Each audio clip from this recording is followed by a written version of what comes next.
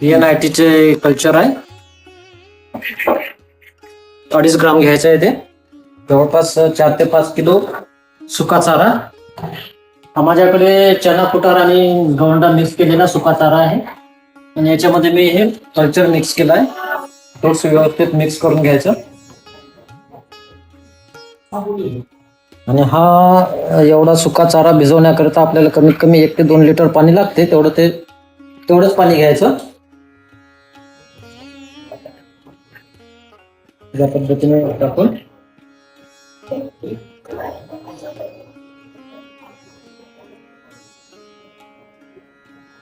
सुरुवातीला मी हे चारा जास्त घेत होतो, नंतर मग थोडा खात नव्हते जनावर, उरायचा, कमी केला.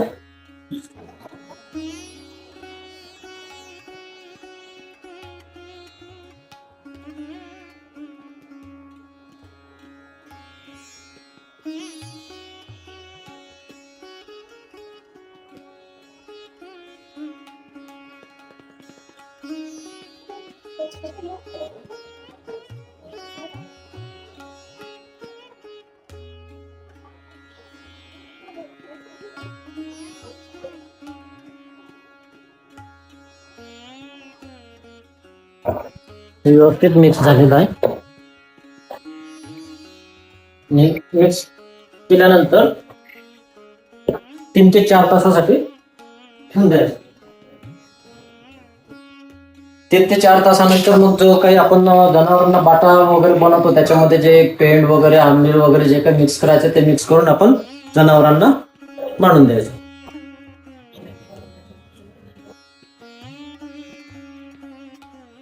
मी वाकुडी इथे राहतो. माझ्याकडे मदर डेअरीचं आता मराठवाडा नावाने आहे दूध कलेक्शन सेंटर आणि चिलिंग सेंटर पण आहे वाकुडीला. माझ्याकडे 3 जनावर आहे.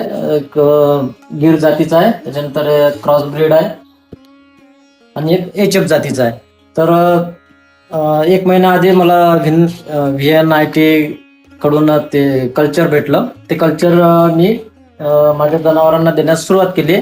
तर मला 8 ते 15 दिवसात काही त्याचा तेवढा रिझल्ट आढळला नाही. त्याच्यानंतर मग जनावरांचं जे पाणी पिण्याची क्षमता वाढली आणि जो चारा जिथे 10 किलो लागत होता जनावरांना, म्हणजे एका वेळेला 5 किलो जनावर आधी खात होते, पण जेव्हापासून मी हे कल्चर मिक्स करायला लागलो तेव्हा ते चारा खाण्याचं एक प्रमाण त्यांचं कमी झालं. म्हणजे चारा थोडासा 1 ते 2 किलो एका वेळेला चारा कमी लागला. त्याच्यानंतर जे पचनक्रिया आहे जनावरांची, पचनक्रिया वाढली. शेणाचं जे चिकनावट चांगली आली. जे भुसकट शेण राहत होतं ते नाही आहे. त्याच्यानंतर डायजेशन तर वाढलंच आणि जे दुधाचं प्रमाण किंवा फॅट एसिडचं जे कमी जास्त प्रमाण व्हायचं ते कॉन्स्टंट आहे. फॅटमध्ये आणि एसिड मध्ये फारसा फरक नाही जाणवला, पण वाढलाय.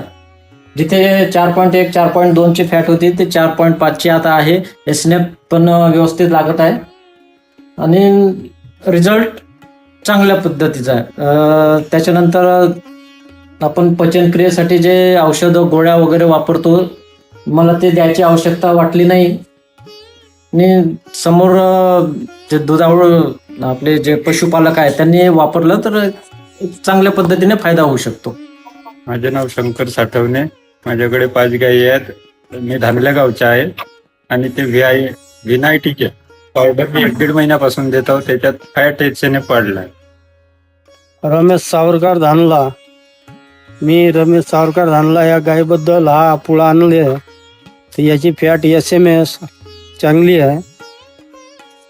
माझे नाव ममता शंकर काटणे. मी धानल्या गावची आहे.